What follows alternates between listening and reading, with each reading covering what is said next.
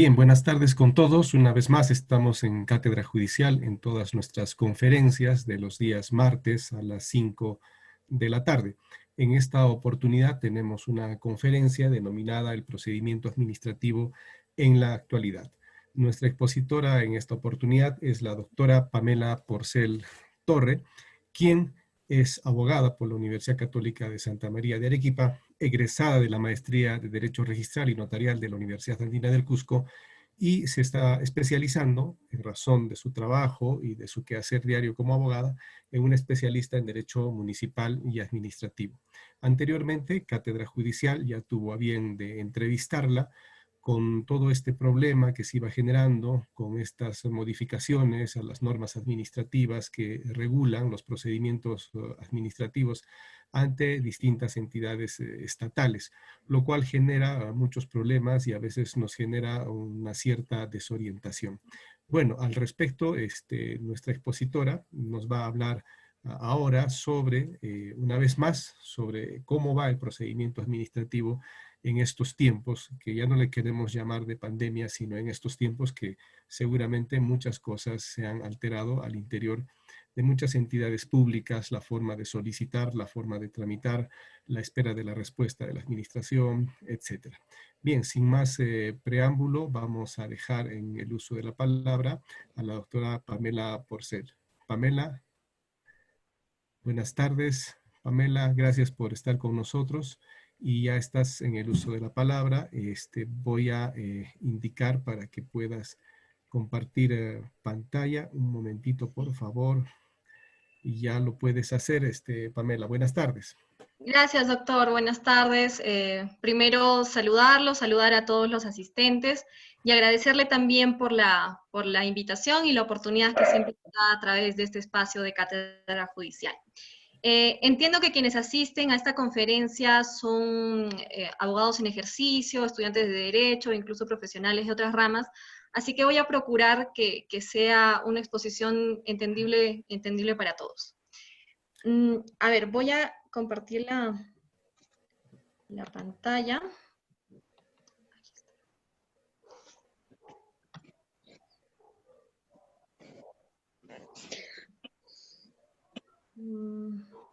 Voy a quitar para que no haga anotación. ¿Se ve? ¿Se ve ahí? Sí, falta que la expandas. Ahora sí, todo perfecto. Listo. Como ya adelantó el doctor Fernando, el procedimiento, bueno, el tema que nos ocupa el día de hoy es el procedimiento administrativo en la actualidad. Y precisamente considero que para poder entender a cabalidad el objeto de regulación del derecho administrativo, pues resulta necesario empezar con conceptualizar qué viene a ser la administración pública. La Ley de Procedimiento Administrativo General no define de manera expresa qué es lo que debe entenderse por administración pública, limitándose a enumerar, pues, qué constituyen o qué organismos constituyen la administración pública, ¿no? ¿Qué entidades son estas?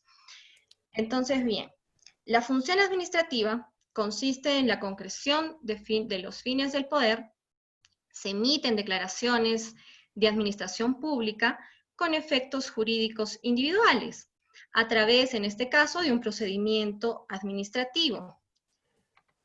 ¿Y quién la ejerce? Pues los organismos, órganos y personas, órganos estatales y no estatales que ejercen la función administrativa del poder. En ese sentido, ¿cuáles son las actividades que desarrolla la administración pública? Pues la actividad, una de ellas es la actividad de limitación de derechos, que como su propio nombre lo dice, implica la facultad de la administración de limitar derechos, sean fundamentales o no, a fin de obtener la adecuación del comportamiento particular al interés general. En uso de esta actividad, la administración pública puede otorgar autorizaciones, licencias, permisos, a fin de que los particulares desempeñen determinadas actividades. Otra de ellas es la actividad prestacional, que está referida básicamente a los servicios, al manejo de los servicios públicos, ¿no? Para satisfacer necesidades primordiales de la comunidad. La otra es la actividad de fomento, que está referida a la realización de determinadas acciones por parte de la administración pública a fin de estimular o promover la realización de ciertas actividades por parte de los particulares. Por otro lado, tenemos la actividad normativa, que como su propio nombre lo dice, consiste en la emisión de normas jurídicas de rango secundario. Dentro de estas tenemos, por ejemplo, los reglamentos, que precisamente lo que hacen es complementar o hacer operativas las leyes. La actividad sancionadora, que también como su propio nombre lo dice, consiste en sancionar a los particulares por la comisión de determinadas infracciones, pues que evidentemente no poseen calificación de delitos, ¿no? La actividad cuasi jurisdiccional se encarga de resolver controversias entre particulares o entre estos y otras entidades del Estado a través del procedimiento administrativo trilateral. Y finalmente, la actividad arbitral. Ahora bien, la función administrativa, si bien es una función pública y en consecuencia de interés general, la misma no es privativa del Estado. Puede ser ejercida por los particulares mediando autorización del mismo. Tienen relación directa con los administrados. Las actividades que desempeña la administración pública los afectan de manera directa. Pero no perdamos de vista que dicha función se encuentra sometida al principio de legalidad, y en especial a las leyes emanadas del Parlamento, así como a diversos mecanismos de control, ¿no? Ahora bien, hecha esta introducción, lo que nos ocupa el día de hoy es analizar un poco el procedimiento administrativo en la actualidad, toda vez que sobre todo en los últimos años la norma de derecho administrativo más importante de nuestro país ha sufrido importantes cambios. Incluso en su propia naturaleza, como podemos ver ahí, la Ley de Procedimiento Administrativo General es una ley de procedimiento común, de organización administrativa, y también de cuestiones especiales como la propia potestad sancionadora de la administración pública. Durante la evolución de esta norma se han incorporado importantes cambios que recién en este momento, dadas las circunstancias actuales, muchos de ellos han tomado más relevancia o se han hecho más efectivos, ¿no?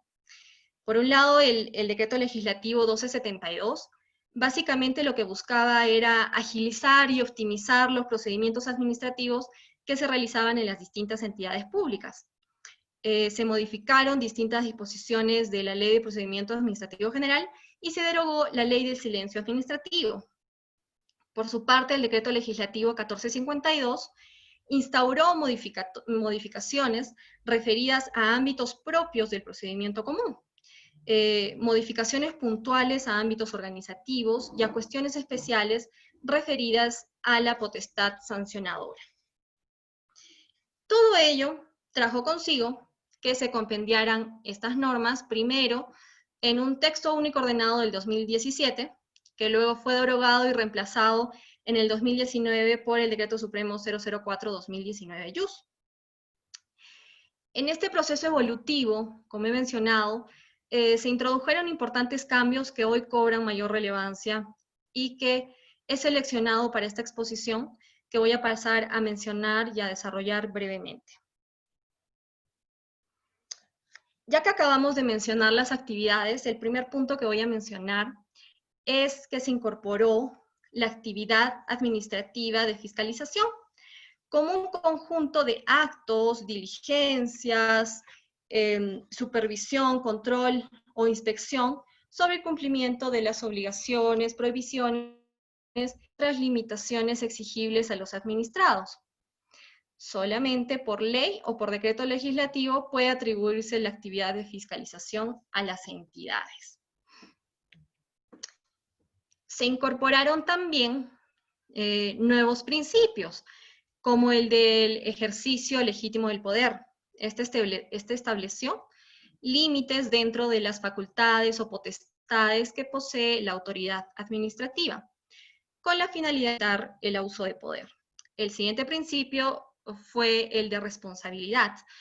Obliga a la administración a responder por los daños que perjudiquen a los administrados cuando la causa sea el mal funcionamiento de la actividad administrativa. Las entidades y sus funcionarios o servidores asumen las consecuencias de sus actuaciones de acuerdo con el ordenamiento jurídico. Sobre todo este principio generó gran controversia, incluso se podría hacer motivo de otra conferencia solo por este tema, ¿no? Pero bueno, el otro principio también fue el de acceso permanente a la información, que busca facilitarle al administrado el acceso a la información sobre el estado de sus trámites para que puedan acceder al expediente en cualquier momento y obtener copias de los documentos contenidos en dicho procedimiento. Este derecho de acceso a la información incluso ya está contenido en una ley, ¿no? Pero lo incluyeron como un principio. Dentro de este marco, se ha buscado disponer una mejor atención al administrado, habilitando espacios idóneos para la consulta de expedientes y documentos, así como la obligatoriedad de responder las solicitudes de información dentro del plazo que establece la ley. En cuanto a los aspectos sustanciales generales del procedimiento común, en el caso de nulidad de oficio, se estableció un plazo de 2 años de prescripción y 2 supuestos, contado a partir de la fecha en que haya quedado consentido el acto administrativo y la sentencia penal condenatoria, ¿no? Y bueno, durante este tiempo pues se verá si hay un vicio invalidante o no. Por otro lado tenemos que en la norma original se consideraba el recurso de revisión como un recurso administrativo más, ¿no? Juntamente con el de reconsideración y apelación sin mayor especificación. Pero una vez implementadas las modificatorias, se estipuló que el recurso administrativo de revisión puede ser interpuesto solo en caso que por ley o decreto legislativo se establezca expresamente, ¿no? El decreto legislativo 1452 incluyó de manera expresa que el cómputo de plazos de prescripción se suspende, además que con la iniciación del procedimiento de ejecución forzosa en sí, con la presentación de la demanda de revisión judicial. En ese sentido también tenemos lo referido a la prescripción de multas.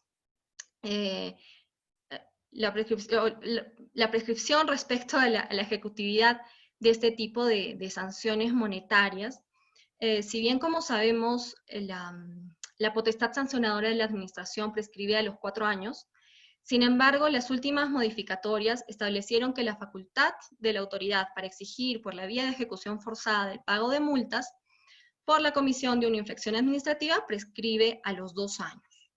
En caso no se haya establecido plazo en alguna ley especial, sin embargo, establece 2 causales para suspender el cómputo de plazos de prescripción: el inicio de la ejecución forzada y la presentación de la demanda de revisión de legalidad, lo que se llama el contencioso especial, ¿no?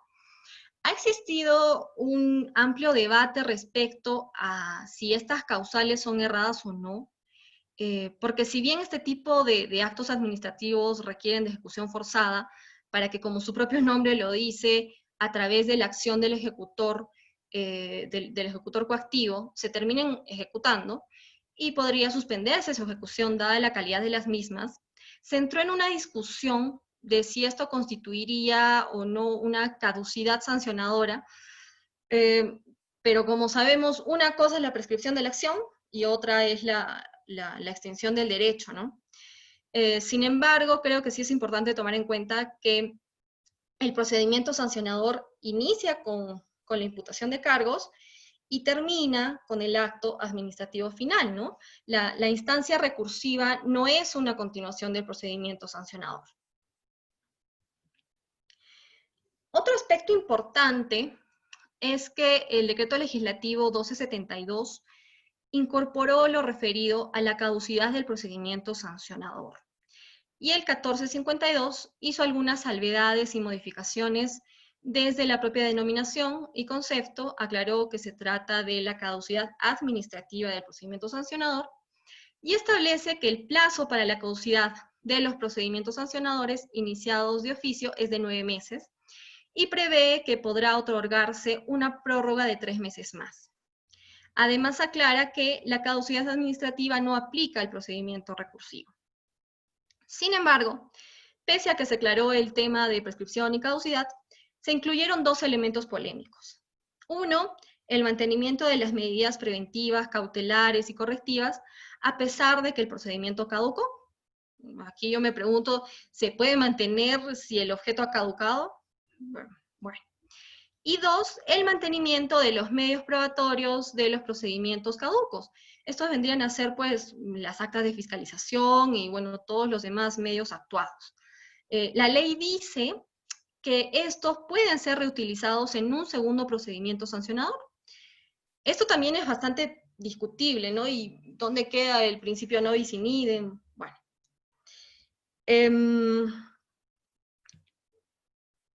Otro punto importante es que se incorporaron 12 faltas administrativas que traen como consecuencia la suspensión, el cese o la destitución de la autoridad o personal administrativo.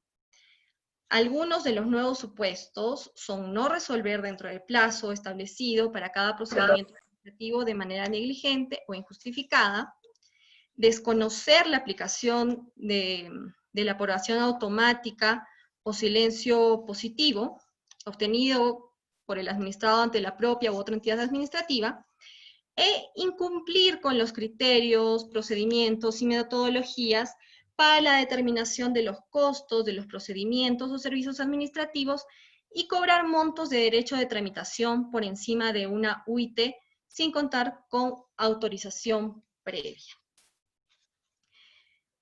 Otro cambio sumamente relevante es lo referido al texto único de procedimientos administrativos y procedimientos estandarizados.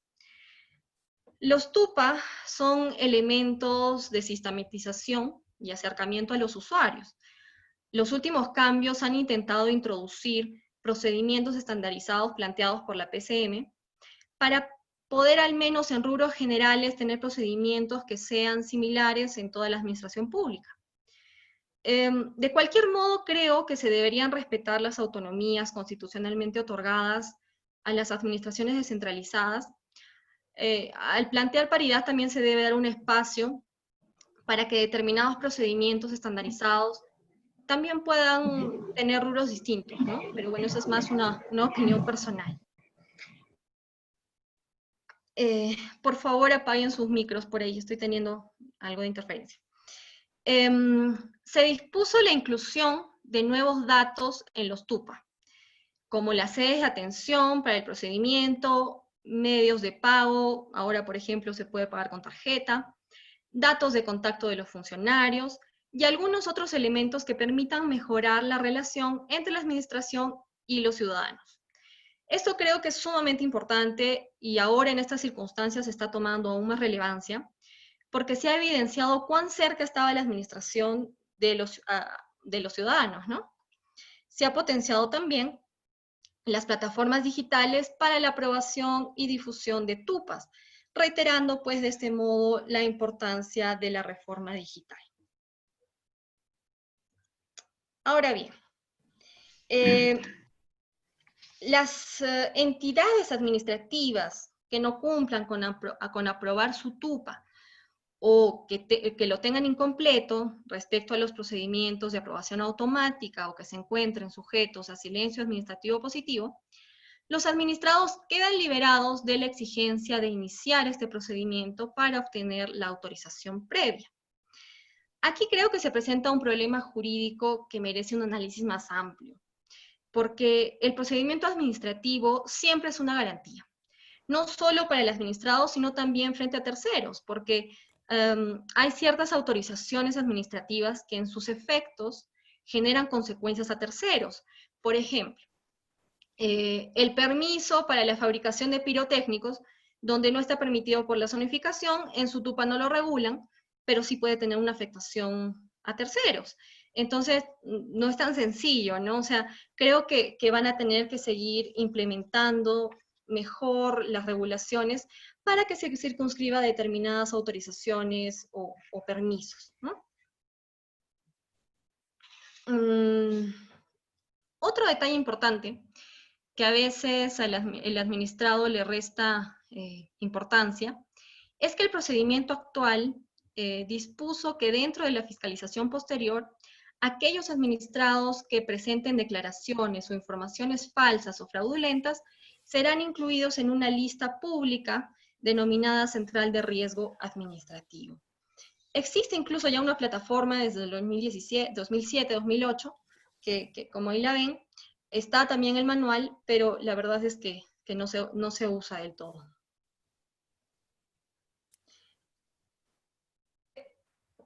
O empieza la parte que más me gusta, porque referido al papeleo innecesario, ¿no? Se prohibió a las entidades solicitar documentación que ellas mismas administren o tengan a la mano. Esta disposición se adecuó a lo ya regulado con anterioridad por el Decreto Legislativo 1246, que aprobó diversas medidas de simplificación administrativa. El artículo 5 de este decreto legislativo estableció la prohibición de exigir a los administrados o usuarios, en el marco de un procedimiento o trámite administrativo, ciertos documentos como copia del DNI, copia de la ficha RUC, de las constancias de habilitación de los distintos colegios profesionales, etc. En concordancia con esto, fuera de los derechos ya contemplados en la ley, se incorporaron nuevos derechos de los administrados, como el no presentar los documentos que las entidades tengan prohibido solicitar y a no pagar tasas diferentes a las reguladas. Incluso incurre en responsabilidad administrativa el funcionario que solicita requisitos que no están en el TUPA o que han estado en el TUPA y no han sido establecidos por normatividad vigente, ¿no? O han sido derogados. Y aplique tasas que no han sido aprobadas, sin contar además que ello constituiría pues una barrera burocrática ilegal. Otro de los derechos es que las renovaciones de licencias o permisos se entienden automáticamente prorrogadas siempre que el administrado lo solicite durante la vigencia original. Otro punto importante que he considerado es lo referido a los eximentes de responsabilidad por infracciones. Hasta la norma del 2001, únicamente se consideraban atenuantes de responsabilidad por infracciones efectuadas por el administrado. Sin embargo, con el decreto legislativo 1272 se incorporaron eximentes. Se fijaron 6 supuestos en los que los administrados no serán responsabilizados por infracciones. El caso fortuito o fuerza mayor debidamente comprobada, obrar en cumplimiento de un deber legal o el ejercicio legítimo del derecho de defensa, la incapacidad mental debidamente comprobada por la autoridad competente, siempre que este afecte la aptitud para entender la infracción, la orden obligatoria de autoridad competente expedida en ejercicio de sus funciones. Ojo con estos dos últimos: el error inducido por la administración o por disposición administrativa confusa o ilegal, y la subsanación voluntaria por parte del posible sancionado del acto u omisión imputado como constitutivo de infracción administrativa con anterioridad a la notificación de la imputación de cargos, a que se refiere el inciso 3 del artículo 255 del TUO. Este último supuesto me parece bastante relevante, sobre todo porque en la práctica es con el que he tenido mayor discusión jurídica. En muchos casos, la administración asume que las actas o papeletas que notifica el administrado como consecuencia de actos previos de investigación o fiscalización constituyen en sí los cargos, sin que estos cumplan pues con los requisitos mínimos que debe tener una notificación con imputación de cargos, porque es ahí donde además inicia el procedimiento administrativo sancionador. Entonces es sumamente importante. Y no lo llegan pues a aplicar como un eximente que el administrado haya subsanado de forma voluntaria antes, este acto u omisión antes de la notificación, ¿no? Ahora entramos a los cambios que hoy en día toman más relevancia. Con la modificatoria del 1272 se estableció al correo electrónico como una modalidad de notificación válida y con seguridad jurídica, siempre que exista la voluntad del administrado y cuando la entidad reciba la respuesta de recepción o esta sea generada de forma automática que garantice que la notificación ha sido efectuada. Esta última parte fue incluida por el Decreto Legislativo 1452. Y bueno, determina que tiene un plazo de 2 días, ¿no? Asimismo, este mismo dispositivo estableció que la entidad que cuente con disponibilidad tecnológica puede asignar al administrado una casilla electrónica gestionada por esta, para efectos de notificación siempre que cuente con el consentimiento expreso de este. Sin embargo, mediante decreto supremo del sector, previa opinión favorable de la PCM y del MINJUS, se puede aprobar la obligatoriedad de la notificación vía casilla electrónica.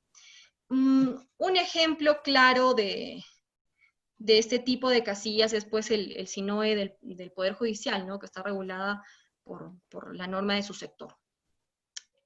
Se estableció también la implementación de la casilla única electrónica para la comunicación y notificación de las entidades del Estado dirigidas a los administrados. Esperemos que esto, pues dentro de poco, pueda ser una realidad.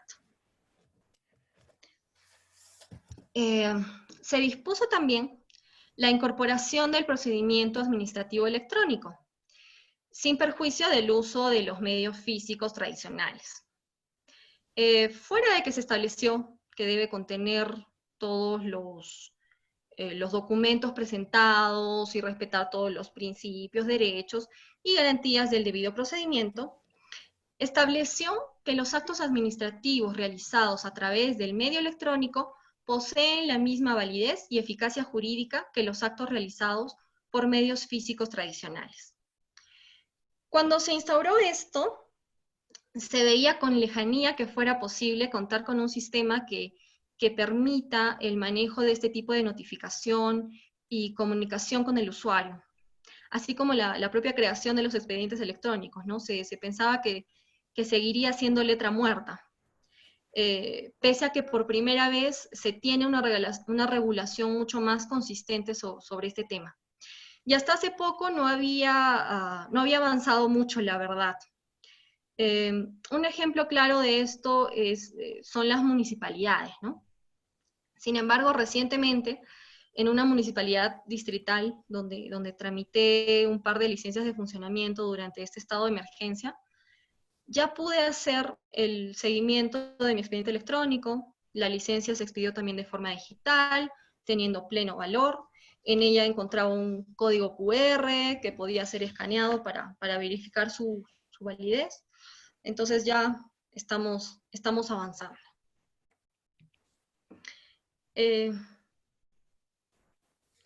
Perdón, antes de pasar.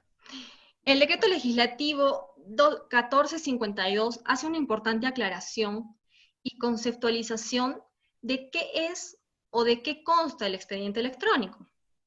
Dice que está constituido por el conjunto de documentos electrónicos generados cuando se inició el procedimiento administrativo o servicio, que debe tener un número de identificación único e inalterable, y que cada documento electrónico incorporado en el expediente debe ser numerado correlativamente, de modo que se origine un índice digital, el cual es firmado electrónicamente. Esto, por ejemplo, es algo que pese a los avances que hemos tenido también no se ha implementado aún, ¿no? Pero como ya mencioné antes, hasta hace no mucho, el expediente electrónico y la implementación digital se veían como algo muy lejano, pero dadas las circunstancias actuales, si algo positivo podemos sacar de toda esta situación que nos ha tocado vivir, es que hemos avanzado años en el tema de digitalización de los servicios de la administración pública. El solo hecho, antes de poder comunicarnos con un funcionario o hacer seguimiento a nuestros procedimientos, era muy complicado. Y ahora se nos ha brindado números de teléfono, correos electrónicos, podemos sacar citas en línea, podemos enviar documentos, tener acceso a nuestros expedientes. Definitivamente aún falta mucho trabajo por hacer, pero creo que esta pandemia nos ha obligado a adaptarnos a una nueva realidad.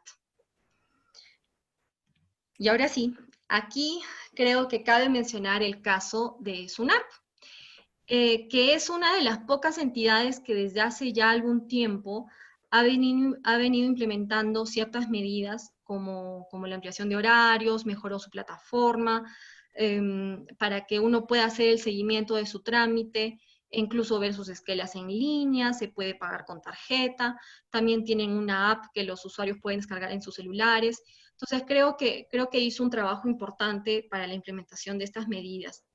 Y precisamente, justo hace un par de días publicaron esta directiva, la 002, que regula procedimientos registrales y procedimientos administrativos agrupados con requisitos similares.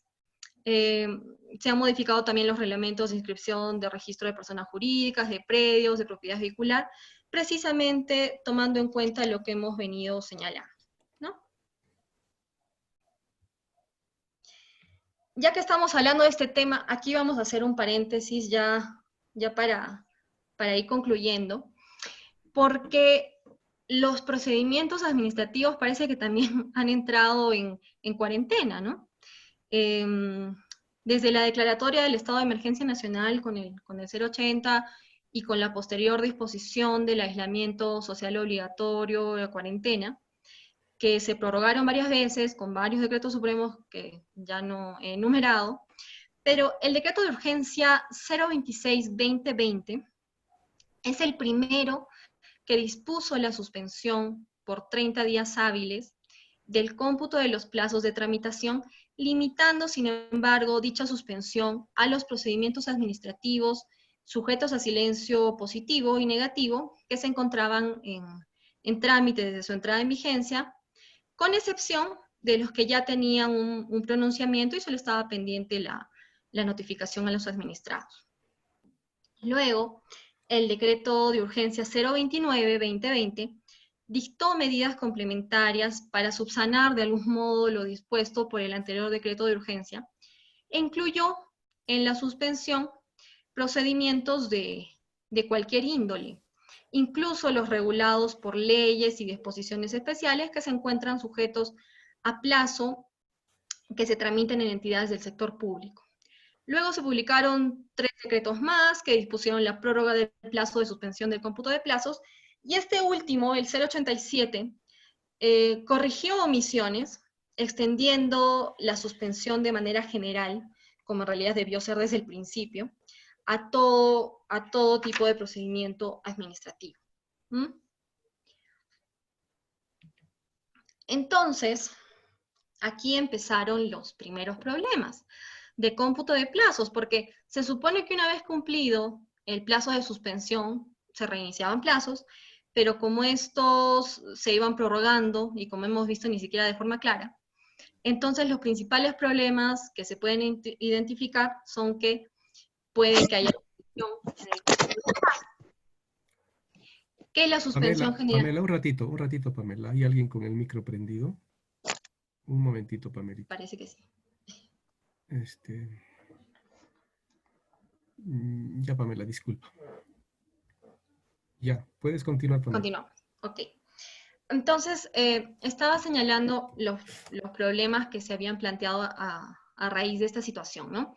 El segundo de ellos vendría a ser que precisamente la suspensión general de plazos obedece un poco a que, a pesar de los grandes avances que hemos tenido en estos meses en nuestro país, la administración pública prosigue los trámites en su mayoría de manera convencional, es decir, no electrónica, y estando las partes, pues los funcionarios y los administrados en cuarentena, pues no tenía mucho sentido mantener activos procedimientos que no podían ser seguidos por ninguno de ellos.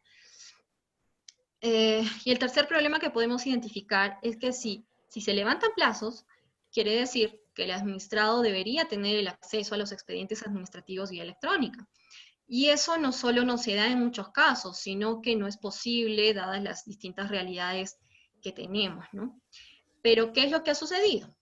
Que los distintos sectores y las propias entidades empezaron a emitir resoluciones ministeriales, resoluciones directorales, directivas, hasta comunicados, estableciendo excepciones a dicha suspensión general. Lo que, como reitero, genera confusión, vulneración al principio de jerarquía normativa y hasta perjuicio al administrado, ¿no? Por eso aquí quiero plantear un ejemplo que por ahí me han facilitado el cuadrito. Podemos ver qué sucedería en el caso de un procedimiento que se haya desarrollado durante o que inició antes de la declaratoria del aislamiento social obligatorio y pues bajo el decreto de urgencia 026 y 029, que fueron los primeros con estas deficiencias que les comento, ¿no? En un proceso con un plazo de 10 días hábiles, que inició, por ejemplo, el miércoles 11 de marzo. El día 16 de marzo ya regía la suspensión, así que estos días, hasta el 28 de consideran el cómputo porque eran los 30 días de suspensión, y el miércoles 29 de abril sería el cuarto, y el 10 sería o el 10º día sería el 8 de mayo, porque, bueno, el primero de mayo es feriado, ¿no?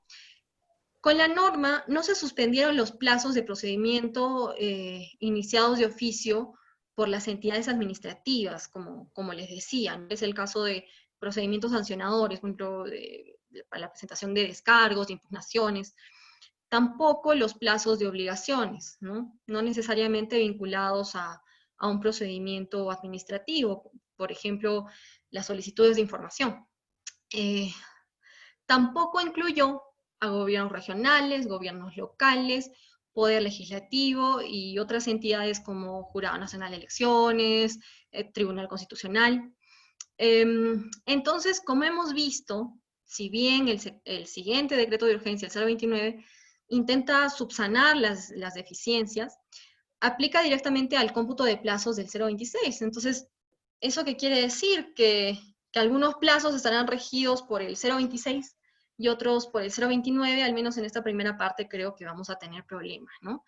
Y creo que no es posible que las normas que se han expedido sean en perjuicio del administrado, que afecte su derecho de defensa, de debido proceso y a la igualdad de trato. Entonces, creo yo que está claro que se van a presentar recursos, demandas, por las afectaciones que seguramente se generarán a los administrados dadas estas circunstancias. Y ya para finalizar, pero no menos importante, uno de los cambios que instauraron las últimas modificatorias es lo referido a la interconexión de las entidades. Las entidades deben permitir a otras el acceso gratuito a sus bases de datos para consultar la información requerida. Lo cual, si es verdad, hasta el día de hoy, 4 años después, aún sigue en proceso. Precisamente esta interconexión evita y evitaría que se pidan pues documentos de forma innecesaria, ¿no? Porque la propia entidad de manera directa podría acceder a esta información. Y ya para finalizar me quiero permitir hacer un último comentario. Y como hemos podido ver, por política de este gobierno, primero con Kuczynski y luego con Vizcarra, se ha buscado la simplificación administrativa, lo cual, si bien es positivo, se ha limitado, creo yo, a la expedición masiva de decretos legislativos. Se han expedido aproximadamente 150 y creo que es demasiado. Más aún porque creo que la reforma de simplificación administrativa debe ir de la mano con una debida implementación de los sistemas digitales, capacitación al personal y sensibilización a los ciudadanos, que finalmente son los principales beneficiados. y no pues con la mera publicación de normas, porque creo que si bien algunas reformas a la ley del procedimiento administrativo general han sido importantes, la ley no necesariamente cambia las cosas y hasta cierto punto más bien genera una distorsión de la propia seguridad jurídica, ¿no? Eso, eso sería todo. Muchísimas gracias.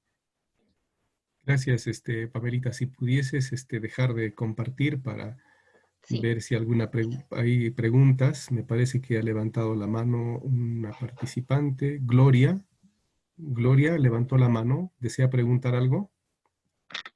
¿Cómo salgo de la reunión?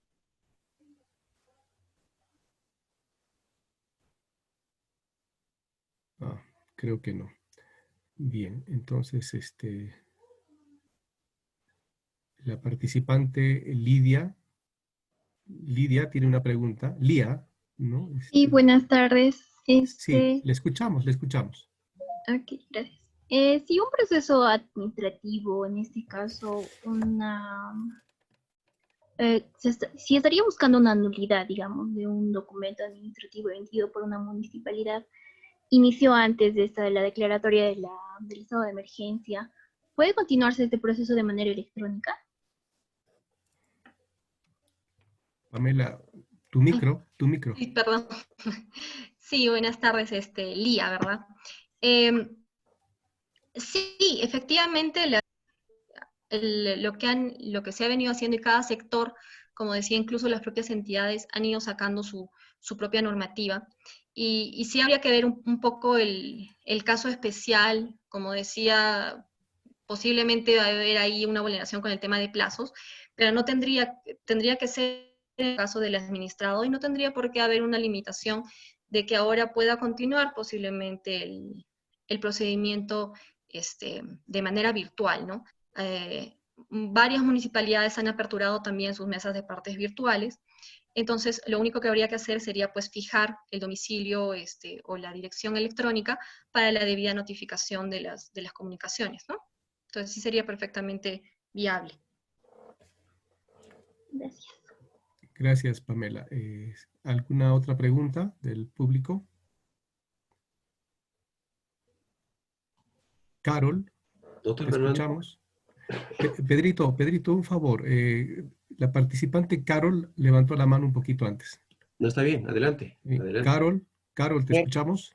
Buenas tardes con todos. Sí, básicamente mi pregunta se refiere al plazo para presentar los recursos administrativos en este tiempo de pandemia. Creo que vamos a tener un montón de problemas, más aquí en el Cusco que se ha extendido el tema de la cuarentena, ya que hay instituciones que no han sabido sacar los documentos para emitir una ampliación de suspensión de los plazos de los procedimientos administrativos y que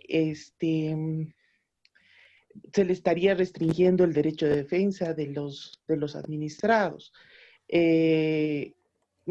Ahí viene mi duda, ¿no? Entonces, ¿cómo vamos a resolver en este tipo de circunstancias? Gracias. Pamela. Sí, precisamente como lo he venido comentando, efectivamente se van a generar problemas posiblemente en ese sentido, pero creo yo más en los procedimientos que se han iniciado antes de la iniciación del estado de emergencia, del aislamiento social obligatorio, ¿no? No tendrían por qué perjudicar el derecho del administrado de poder presentar sus recursos impugnatorios en este momento, o incluso luego, una vez levantados la suspensión de plazos, ¿no? Dependiendo de que, no sé de qué entidad quiera presentar la señora, ay, se me fue el nombre, Carol, perdón, Carol.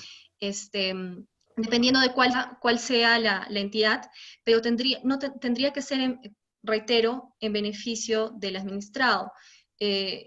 Efectivamente, la entidad no puede aducir de que levantaron la suspensión de plazo y en consecuencia venció su plazo para presentar su recurso impugnatorio, ¿no?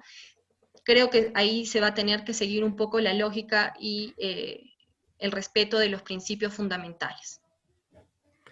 Pamela, antes de dar la participación al público, yo quisiera que nos centremos un poquito en lo siguiente. Tú que has estado haciendo seguimiento a todo esto.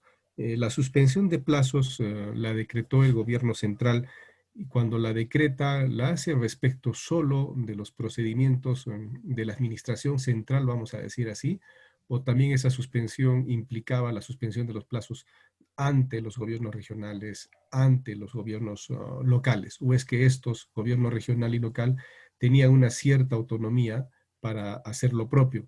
Te pregunto esto porque en el caso, por ejemplo, del Poder Judicial, se decretaba el estado de emergencia, el estado de inamovilidad, y automáticamente el Poder Judicial también emitía una norma administrativa suspendiendo actividades y suspendiendo plazos procesales y administrativos. ¿Cómo se ha manejado esto a nivel de gobierno central, gobierno regional y gobiernos municipales?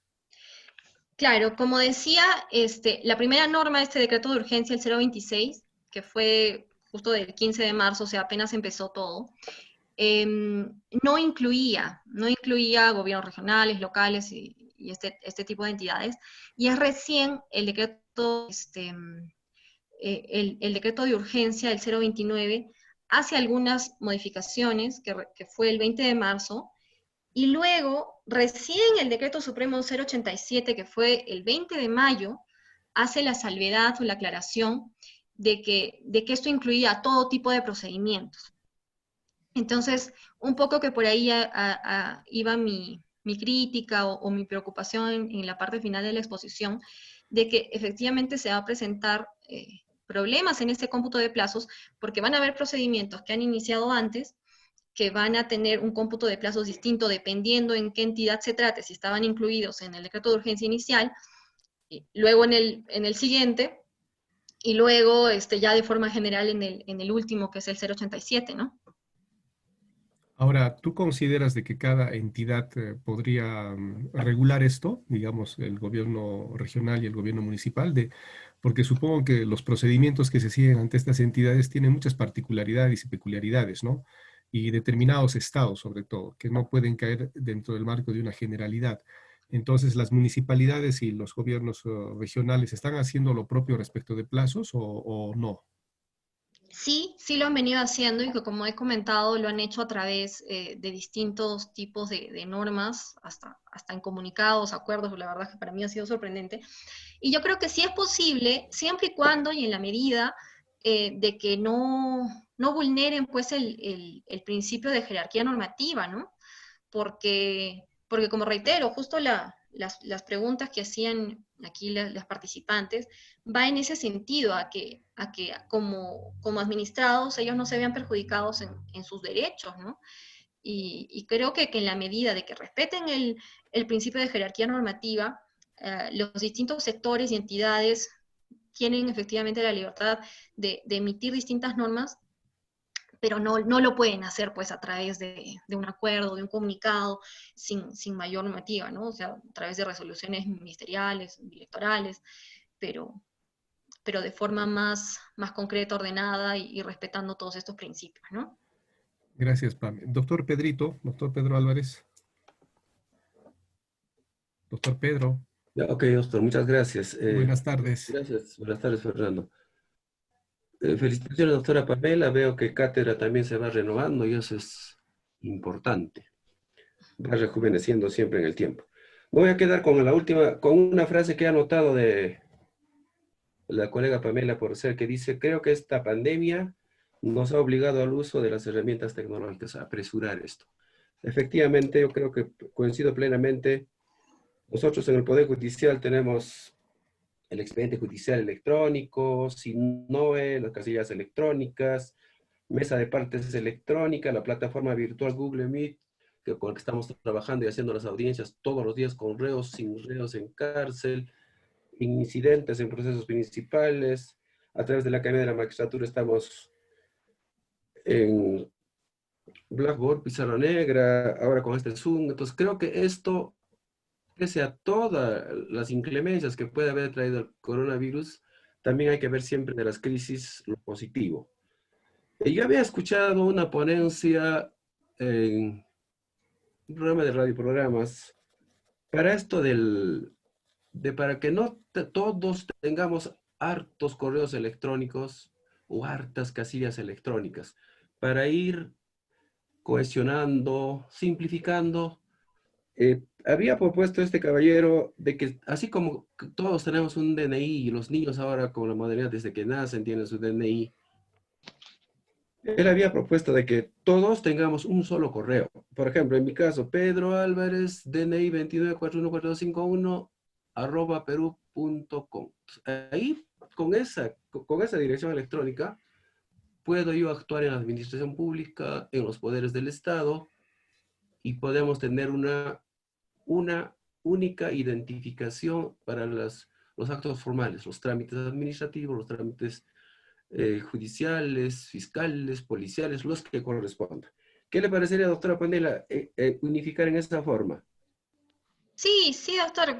Muchas gracias por su comentario. Efectivamente, como lo comenté también en la exposición, ya existe la normativa vigente, establece que debe establecerse una casilla única y por eso decía, lo ideal sería que más adelante se venga implementando esto, porque básicamente habla de una casilla única donde llegue todas las comunicaciones que tengan que ver con las entidades del Estado, a una sola casilla, incluso quizás no necesariamente a través de un correo electrónico, ¿no? Porque muchos también quizás utilizan el correo electrónico para temas personales u otros temas, y quizás compendiar todo eso en una casilla única que se entre a través de un sistema y que lleguen todas las comunicaciones del Estado y a través del propio administrado pueda comunicarse con las entidades, creo que sería lo ideal, ¿no? Como usted dice. Gracias, Pame. ¿Alguien más del público que desee participar?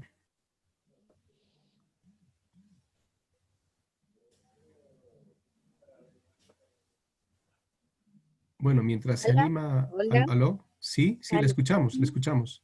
Buenas tardes, yo soy una persona del público y quisiera hacerle una pregunta a la doctora Pamela. Sí, con todo Buenas gusto. tardes, mi pregunta es la siguiente.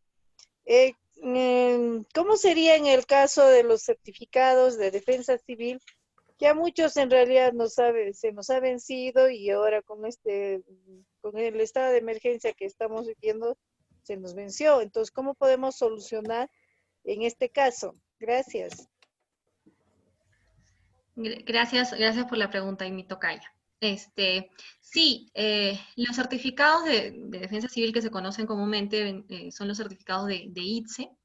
Efectivamente, ha habido una modificatoria incluso en la propia norma específica de este tema, en la que dice que los certificados que hayan vencido dentro de la vigencia del estado de emergencia se prorrogan por un año más. Su vigencia se va a prorrogar por un año más. Creo yo que eso también se debió aplicar un poco para los certificados que han sido expedidos incluso a inicios de este año, el año pasado, porque como tienen una validez de 2 años, y esto implica un esfuerzo por parte de quienes implementan sus establecimientos para obtener un certificado de esfuerzo, de dinero, creo que este año va a ser un poco perdido para estas personas, entonces creo que debería haberse incluido también a los que han sacado antes del estado de emergencia, pero respondiendo a su pregunta específica, sí. Si se venció su certificado dentro del estado de emergencia, pues tiene validez adicional o se prorroga por un año más. Ha habido una prórroga automática Ok, entonces. Sí, ok, había muchas sí, se gracias. ha modificado la ley en particular en ese sentido, dando una prórroga automática. Gracias, Pamela. ¿Alguna otra pregunta? Doctora, buenas noches. Y con todos los presentes, buenas noches. Quiero hacerle una pregunta. La autoridad competente para tratar de unificar estos plazos que se dio anteriormente en la cuarentena y que no concordaba con la última que se dio en mayo, ¿podría ser el Servir, los plenos que da el Servir como precedente vinculante, como precedente vinculante para procedimientos administrativos? Bueno, es que ahí va un poco, sí, creo que Te escuchamos, te Ah, ya, escuchamos, ok. te escuchamos, te escuchamos. Lo que creo es que ahí también va un poco, a ver, porque, bueno, el servir va dirigido a la autoridad, es la Autoridad Nacional de Servicio Civil, ¿no? Entonces, no necesariamente regula todo lo vinculado a los plazos de todas las entidades públicas, pero creo que cada sector va a tener que ir regulando, como he dicho, estos decretos de urgencia, si bien han ido estableciendo con deficiencias la suspensión y la reanudación de plazos, luego cada sector y cada entidad ha ido regulando este tema. Entonces creo que va a corresponder un poco ahí que cada sector vaya regulando esta situación. Solo para puntualizar, Pame, la Autoridad Nacional del Servicio Civil es una autoridad que tiene un ámbito de competencias en la relación laboral que tiene el Estado con los trabajadores, ¿no?